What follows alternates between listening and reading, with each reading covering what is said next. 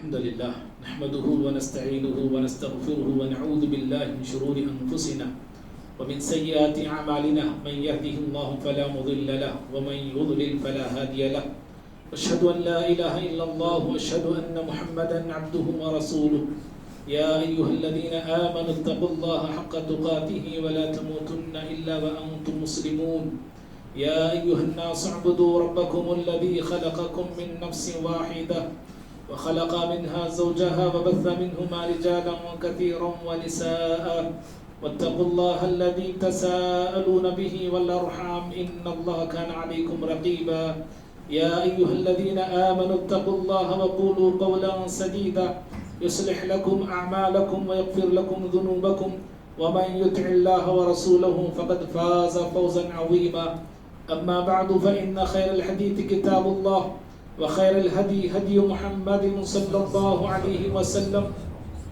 وشر الأمور محدثاتها وكل محدثة بدعة وكل بدعة ضلالة وكل ضلالة في النار أعوذ بالله من الشيطان الرجيم بسم الله الرحمن الرحيم وأقم الصلاة لذكري.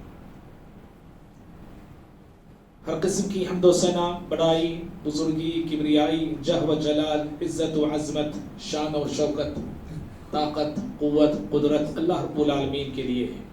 درود و سلام ہو تمام نبیوں پر، بالخصوص میرے اور آپ کے نبی احمد مجتبیٰ محمد مصطفیٰ صلی اللہ علیہ وسلم کی ذات گرامی پر.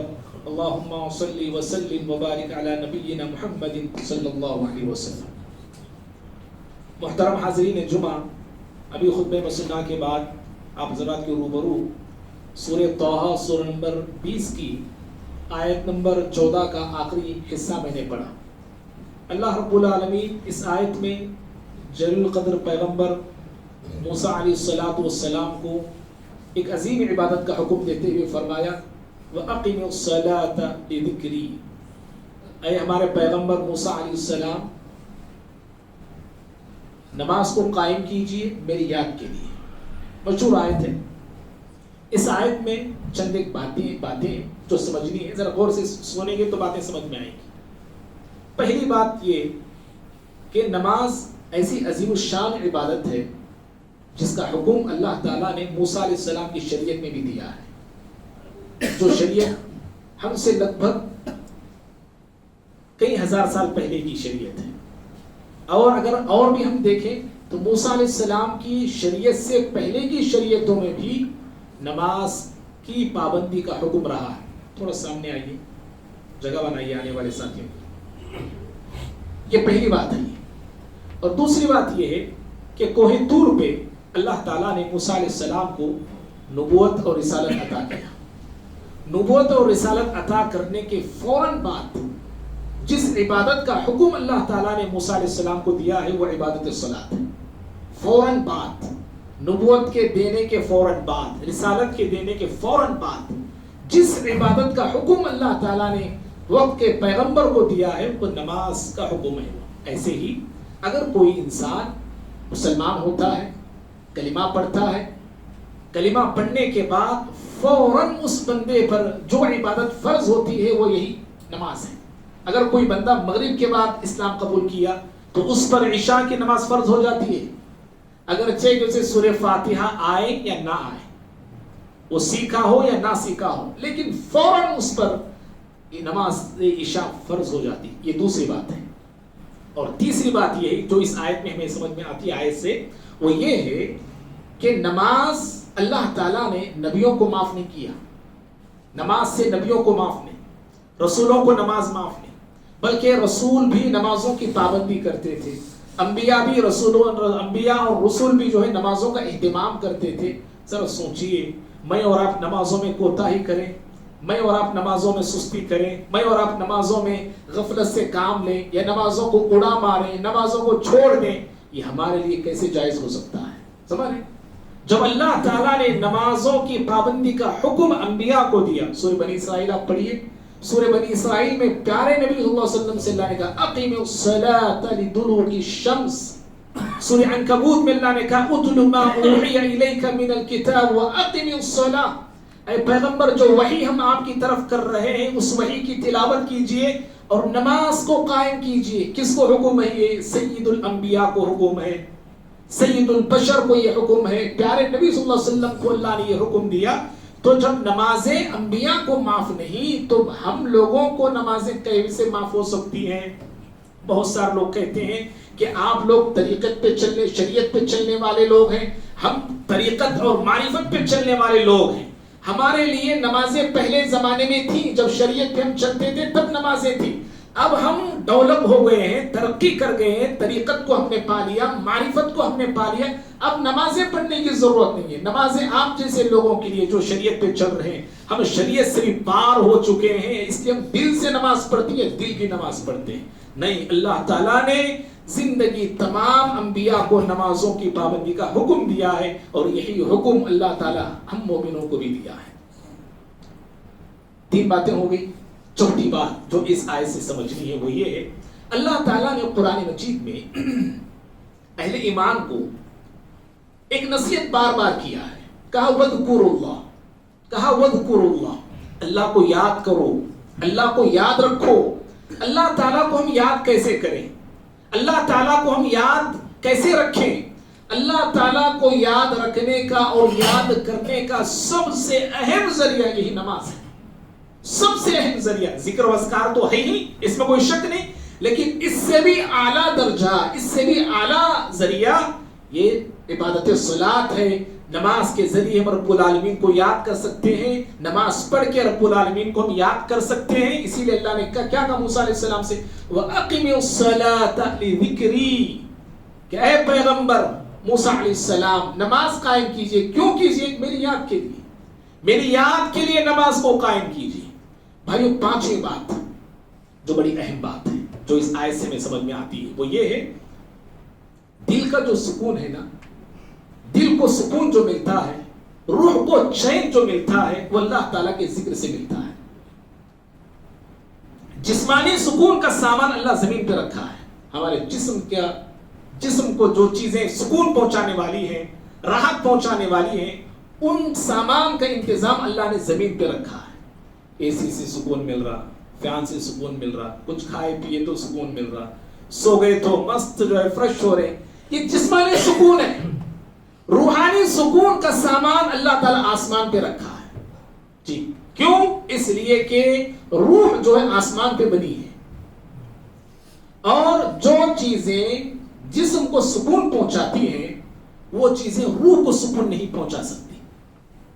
جن چیزوں سے جسم کو سکون ملتا ہے, جن چیزوں سے ہمارے جسم کو چین ملتا ہے, وہ چیزیں ہمارے روح کو چین اور سکون نہیں دے سکتی ہیں. بلکہ ہمارے روح کو چین, سکون آسمانی غذا ہی سے ملا کرتا ہے. اور آسمانی غذا کیا ہے؟ آسمان سے آنے والی روزی کیا ہے جو ہمارے روح کو سکون پہنچاتی ہے؟ وہ غذا یا وہ روزی اللہ تعالیٰ کا ذکر ہے. اللہ رب العالمین کے لیے نمازیں پڑھنا ہے, نمازوں کا اہتمام کرنا ہے. پھر وہی آیت میں پڑھ رہا ہوں, اللہ کا ذکر کیسے؟ اللہ نے کہا وَأَقِمِ الصَّلَاةَ لِذِكْرِي, میری یاد کے لیے, میرے ذکر کے لیے نماز کو قائم کیجیے. تو پتہ چلا ذکر میں سب سے اہم اور عظیم ذکر نماز ہے, عمل میں سب سے اہم عمل نماز ہے, عبادتوں میں سب سے عظیم عبادت نماز ہے. تو نماز سے دل کو سکون ملتا ہے, نماز سے روح کو چین ملتا ہے. اور غور کرنے کی بات یہ ہے, کیا ہماری نمازیں ہمیں سکون پہنچا رہی ہیں؟ کیا ہماری نمازوں سے ہمیں سکون مل رہا ہے؟ دلوں میں بے چینی آج بھی ہے, دلوں میں اضطراب آج بھی ہے, دلوں میں بے قراری اور بے اطمینانی ہم سب کے زندگیوں میں اور ہم سب کے دلوں میں پائی جاتی ہے. نمازیں پڑھ رہے پھر بھی دل بے چین ہے, نمازیں ہو رہی ہیں پھر بھی دلوں کے اندر بے سکونی ہے, بے اطمینانی ہے, گھبراہٹ ہے, خوف ہمارے دلوں پہ چھایا ہوا ہے. کیوں ایسے؟ اس لیے کہ نمازیں تو ہو رہی ہیں, لیکن ہماری نمازیں, پہلی چیز تو یہ, کئی ایک اسباب ہے اس کے بھی, نماز سے سکون کیوں نہیں ملتا ہے, کئی ایک ریزن ہے اس کے. ان میں سے ایک ریزن یہ کہ ہماری نمازیں اطمینان سے نہیں ہوتی ہیں. جب نماز اطمینان سے نہیں تو اس نماز سے اطمینان کہاں سے آئے گا؟ جب نماز سکون سے نہیں ہم پڑھتے ہیں تو ایسی نمازیں ہمیں سکون کیا دے پائیں گی. اور دوسرا ایک ریزن یہ ہے کہ ہم نمازیں پڑھ رہے ہیں نمازیں میری آپ کی زندگی میں ہیں، لیکن اکثر لوگوں کی نمازیں سنتوں سے ہٹ کر ہیں، اکثر لوگوں کی نمازیں رب کے بتائے وقت پہ نہیں ہوتی ہیں، بلکہ من مانی طریقے پہ، من مانے وقت پہ، اپنی مرضی کے مطابق ہم نمازیں پڑھتے ہیں، اس لیے ہماری نمازوں سے ہمیں سکون نہیں مل رہا ہے۔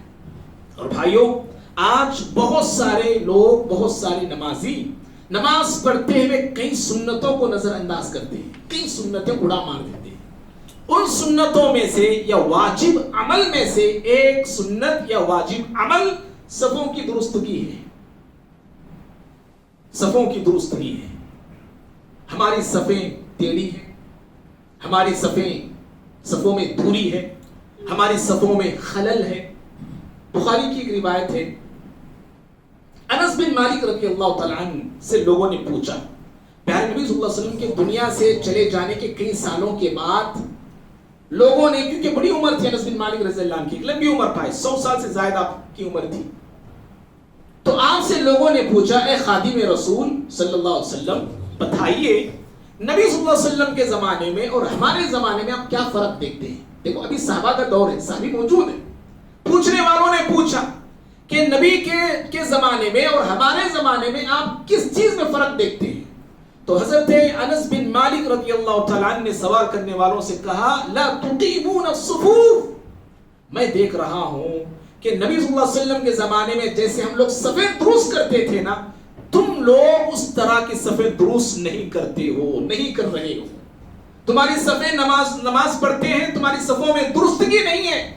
اور آج سروے کر کے آپ دیکھ لیں، مسجدوں کا جائزہ لے کے دیکھ لیں، چاہے وہ کسی بھی مسجد کو آپ جائیں، کسی بھی سٹی کی مسجد کو جائیں، الا ماشاءاللہ اکثر مسجدوں کے اندر صفوں کو لے کر کوئی اہمیت نہیں دی جاتی ہے، نہ امام توجہ دیتا ہے، نہ مقتدی توجہ دیتے ہیں، صفوں میں ٹیڑھا پن ہے، صفوں میں دوریاں ہیں، کئی ایک فٹ جو دونوں میں فاصلہ ہوتا ہے 2 فٹ ہوتے ہیں، یہ سب چیزیں جو ہے آج ہماری مسجدوں میں ہو رہی ہیں۔ شاید آپ کو یاد ہوگا گزشتہ مہینہ ہم جو ہے صفوں کی درستگی پہ گفتگو کر رہے تھے، اس کا دوسرا حصہ ایک باقی تھا، اس لیے آج کے اس خطبہ جمعہ میں اسی صفوں کی درستگی کے ایک دوسرے حصے پہ میں گفتگو کرنے جا رہا ہوں۔ بھائیوں، پیارے نبی صلی اللہ علیہ وسلم صفوں کی درستگی پر بہت زور دیتے تھے، بہت اہمیت دیتے تھے۔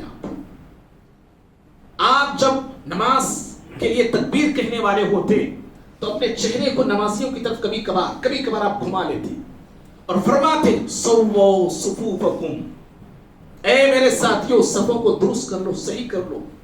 کبھی فرماتے، تراسو، اپنی صفوں کو سیسا پلائی ہوئی دیوار کی مانند مضبوط کر لو۔ کبھی آپ فرماتے، احسنو، اپنی صفوں کو اچھی طرح درست کرو، اچھی طرح صحیح کرو۔ حضرت نعمان بن بشیر رضی اللہ تعالیٰ عنہ کہتے ہیں، ابو داؤد کی حدیث ہے یہ، کان رسول اللہ صلی اللہ علیہ وسلم یصوین الصفوف۔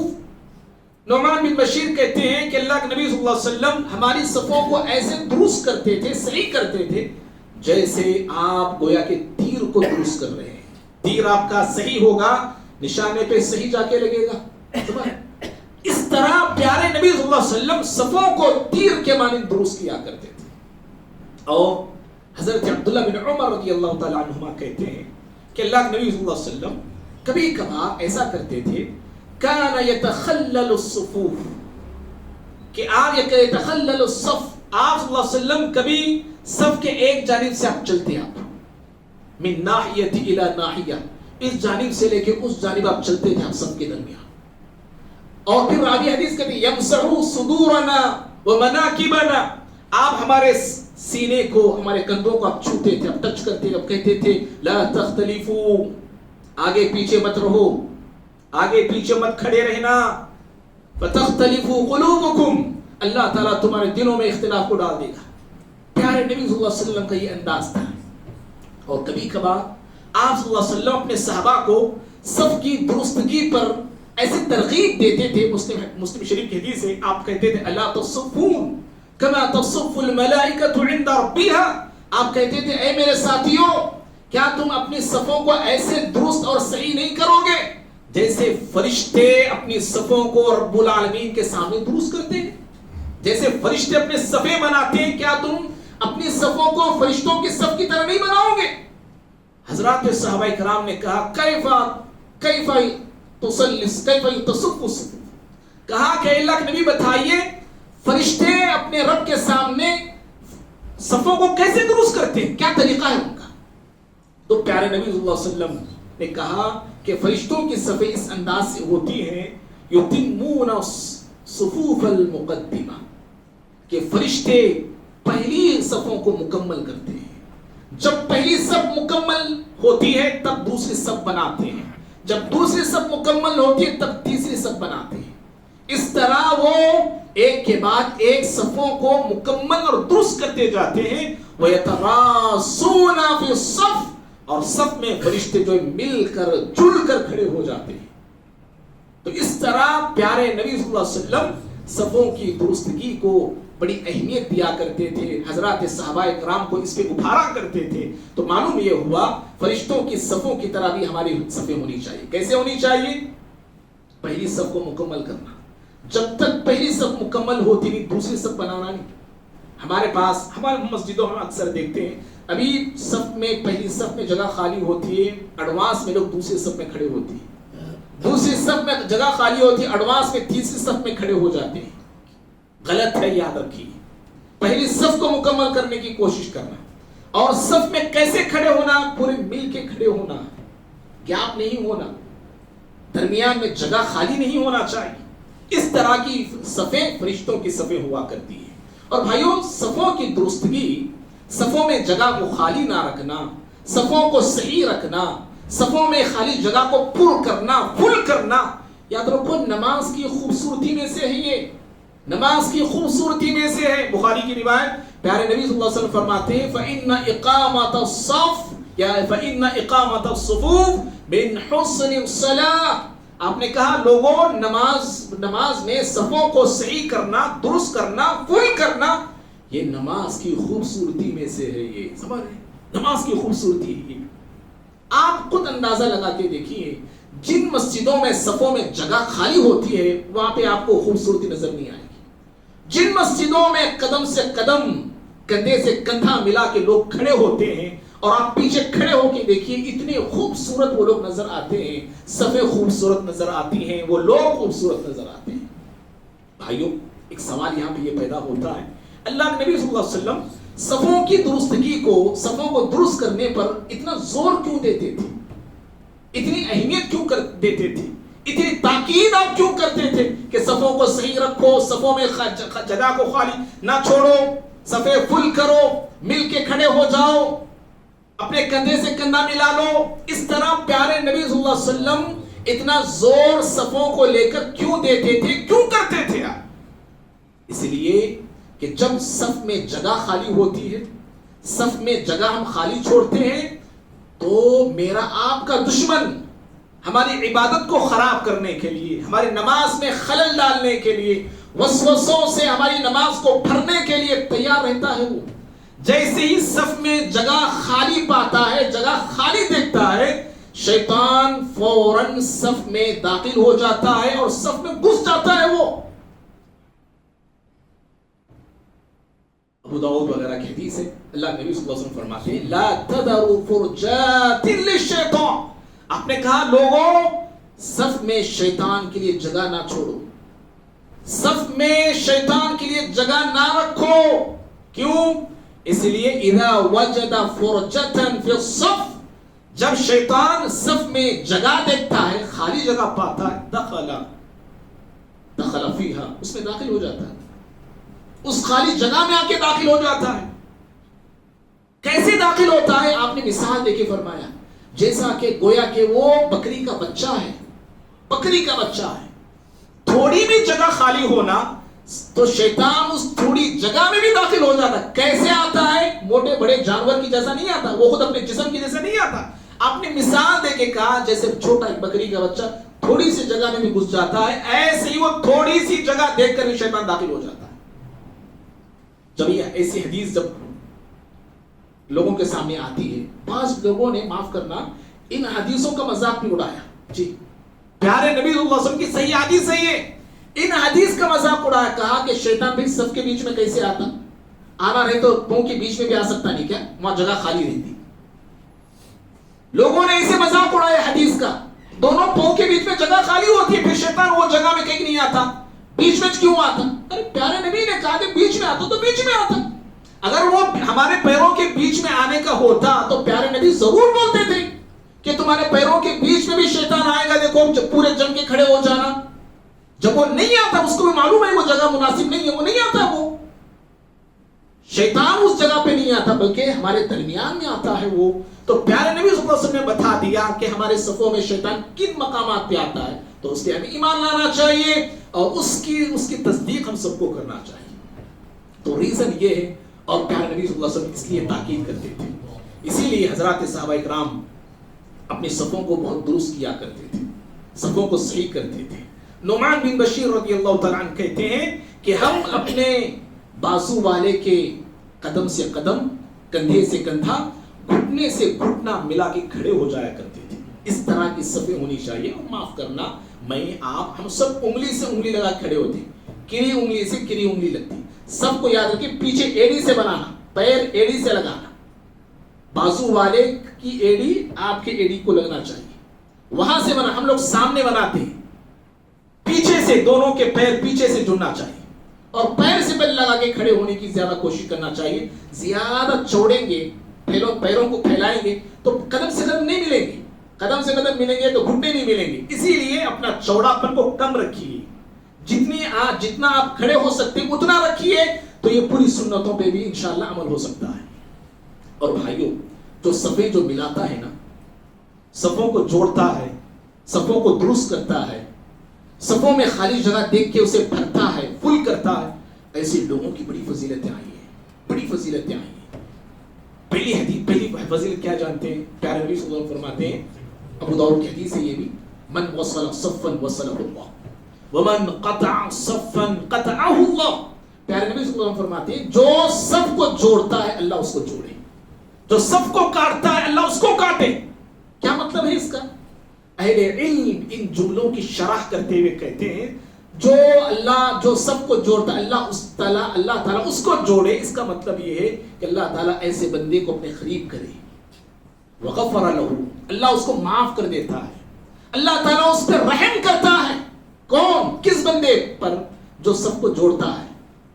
खाली जगह देखा है, थोड़ी जगह खाली देख रहा है, थोड़ा हटता है ताकि वो जगह फुल हो जाए, सबको मिलाता है, फुल करता है। वो खाली जगह नहीं रखता, मैं चौड़ा ठहरना, जगह खाली रही तो रही, मुझे फुल ठहर नहीं, गलत। सबको जोड़ते हैं, अल्लाह ताला ऐसे बंदों पे रहम करता है, अल्लाह ऐसे बंदों की मग़फ़िरत करता है।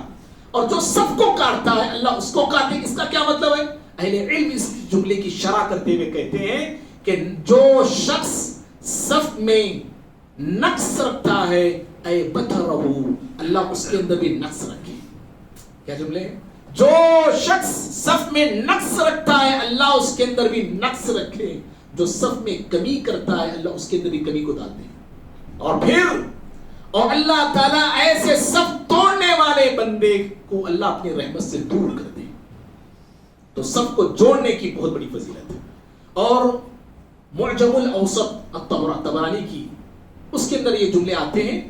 प्यारे नबी सल्लल्लाहु अलैहि वसल्लम फरमाते हैं, मन सद्दा फुरजतन, जो सब में खाली जगह को फुल करता है, रफ़अहु अल्लाहु बिहा दर्जा, अल्लाह उसके दर्जे को बुलंद करता है।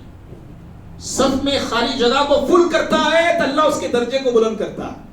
और फिर एक हदीस आती है, नबी सल्लल्लाहु अलैहि वसल्लम फरमाते हैं कि जो सफ में खाली जगह को फुल करता है, गुफ़िर लहू, अल्लाह ताला उसको माफ करता है। और मुअजमुल औसत ही के जुमले हैं। प्यारे नबी सल्लल्लाहु अलैहि वसल्लम फरमाते हैं, बना लहू बैतन फिल जन्ना, जो बंदा सब में खाली जगह को फुल करता है, खाली जगह नहीं रखता, खाली जगह नहीं छोड़ता, जन्नत में उसके लिए घर बनाया जाता है। जी, जन्नत में उसके लिए घर बनाया जाता है। क्या काम कर रहे हैं मयोना? खाली जगह को फुल कर रहे हैं। कैसे फुल करना है खाली जगह को? खाली जगह पर एकदम चौड़े ठहरना नहीं, बाजू वाले जो दूसरी सब में एक बंदा खड़ा है उसको लाके खड़ा कीजिए, जरा सिमट जाइए अपने आप को, फोल्ड कर लीजिए अपने आप को, थोड़े पैरों को जो है समेट लीजिए, اور اس جگہ کو فل کیجئے. اللہ تعالیٰ ایسے بندے کے لیے جنت میں گھر تعمیر فرماتا ہے, گھر بناتا ہے. اور بھائیوں, صف فل کرنے کی, سب کو جوڑنے کی, صف میں خالی جگہ نہ رکھنے کی اتنی بڑی فضیلت ہے. معاف کرنا, میں اور آپ ایک فضیلت جانتے ہیں. کیا جانتے ہیں؟ امام کے دائیں جانب کھڑے ہونے کی بڑی فضیلت ہے نا؟ ہے, اس میں کوئی شک نہیں. وہ ایک ہی فضیلت ہم جانتے ہیں, اور اس فضیلت کو پانے کے لیے کبھی جو ہے ہم ایک دوسرے سے ناراض بھی ہو جاتے ہیں, ایک دوسرے سے بحث بھی کر لیتے ہیں, ایک دوسرے سے لڑ بھی جاتے ہیں, اور اس فضیلت کو پانے کے لیے ایسے سبل کی طرح اور پتھر کی طرح کھڑے ہو جاتے ہیں, یہاں سے وہاں ہلنا بھی نہیں چاہتے. سب وہ جاتی ہے تو جائے, ٹوٹتی ہے تو ٹوٹے, آدھی کی آدھی رہے, میں یہاں سے ہلتا نہیں. سمجھے, ایسے کھڑتی. غلط ہے, یاد رکھیے غلط ہے یہ. ہم نے اس سے پہلے جمعہ بتایا تھا ہم نے کہ سب نے نرم ہو کے کھڑنا ہے. نرم کا کیا مطلب ہے؟ یہ صرف اپنے بازو نرم رکھنا نہیں, اپنے پیر نرم رکھنا نہیں, بلکہ نرمی کا ایک مطلب یہ بھی ہے کہ آپ اپنے آزو بازو بھائیوں کے لیے نرم ہو جائیے. تھوڑا بھائی تھوڑا ہٹو, ہٹ جانا, ادھر آئیے, ادھر آ جانا. میں ایسے آتا ہے جی, کریکٹ مجھے ایسی ہوا لگتی میں پہلے ٹھہری ہوں. غلط طریقے یاد رکھنا ہے. نرمی یہ نہیں ہے, یہ گرمی آپ دکھا رہے ہیں اللہ تعالیٰ کے گھر میں. تو یہ فضیلت میں اور آپ جانتے ہیں, الحمدللہ یہ فضیلت ہے, اس میں کوئی شک نہیں. اللہ کے بندوں, ایسی ہی کئی فضیلتیں ہیں. کیا جانتے ہیں؟ اگر آپ آئے تھے, دائیں جانب آپ کھڑے تھے, میں اور آپ کھڑے تھے, لیکن سب کو مکمل کرنے کے لیے آپ دائیں جانب تھے, سر لوگ ادھر لیفٹ چلے گیا لیفٹ, آپ کی ادھر کی فضیلت گئی بول کے آپ افسوس مت کیجئے. ابو داؤد کی حدیث ہے, پیارے نبی صلی اللہ علیہ وسلم فرماتے ہیں, ان اللہ و ملائکتہ یصلون علی الصفوف المقدمہ. اللہ تعالیٰ رحمت بھیجتا ہے, فرشتے دعائیں مغفرت کرتے ہیں ان لوگوں پر جو پہلی صفوں میں ہوتے ہیں. پہلی صف میں دائیں کا حصہ بھی آ گیا, بائیں کا بھی حصہ آ گیا, رائٹ کا بھی آ گیا, لیفٹ کا بھی, یعنی امام کے رائٹ اور لیفٹ دونوں حصے آ گئے. پہلی صفوں پر, صرف پہلی صف نہیں بولا گیا حدیث میں, پہلی صفوں پر, پہلی صف یہ, اس کے بعد والی دوسری, دوسری کے بعد تیسری, تیسری کے بعد چوتھی, پہلی صفوں پر اللہ تعالیٰ رحمت بھیجتا ہے اور فرشتے دعائیں مغفرت کرتے. تو اس سے محروم کون ہوئے؟ جو ہمیشہ پہلی صفوں سے آخر میں رہتے نا, آخر رہنے والے, ذرا خیال رکھنا, وہ محروم ہوتے اس فضیلت سے. جو ہمیشہ آخر میں آتے, آخر میں بیٹھتے, اول چلے جاتے, اس سے محروم ہو رہے ہیں وہ. پیارے نبی صلی اللہ علیہ وسلم کی حدیث ہے, پیارے نبی صلی اللہ علیہ وسلم فرماتے ہیں, صحیح مسلم کی حدیث ہے یہ, خیر الصفوف الرجال اولها وشرها آخرها. آپ نے کہا میری امت کے مردوں کے لیے سب سے خیر والی صفیں شروع کی صفیں ہیں, شروع کی صفیں ہیں, اور شر والی صفیں آخری صفیں. بولے پیارے نبی صلی اللہ علیہ وسلم, آخری صفیں مردوں کے لیے شر والی ہیں, اور عورتوں کے لیے بہتر صفیں آخری صفیں. بولے, اور بری صفیں ان کے لیے شروع کی صفیں. بولے پیارے نبی صلی اللہ علیہ وسلم. تو اس طریقے پہلے صفوں میں آنے کی کوشش کریں. اور بھائیوں, تو میں بتا رہا تھا کہ صفوں میں کو جوڑنے کی کتنی بڑی فضیلت ہے.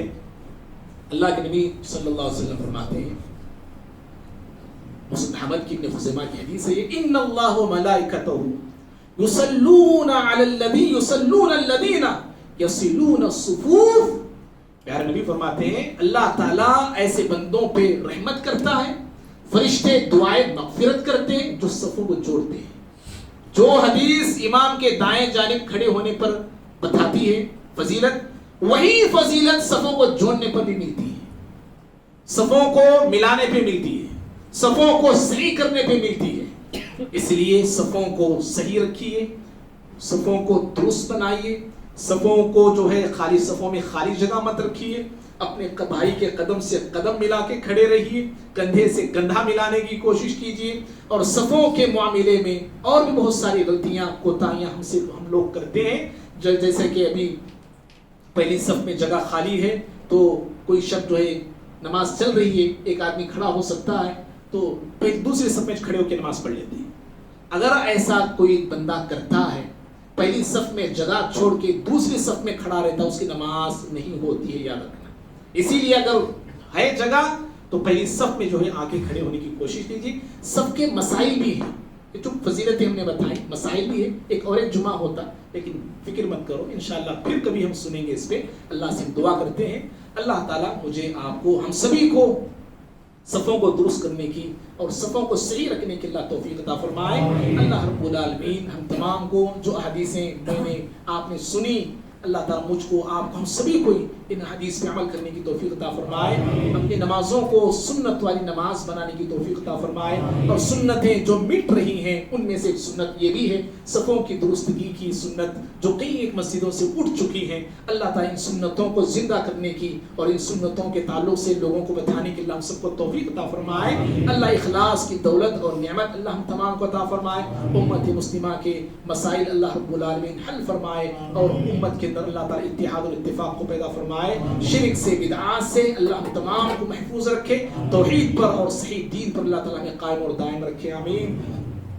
اقول قولي هذا استغفر الله لي ولكم ولسائر المسلمين من كل ذنب فاستغفروه انه هو الغفور الرحيم.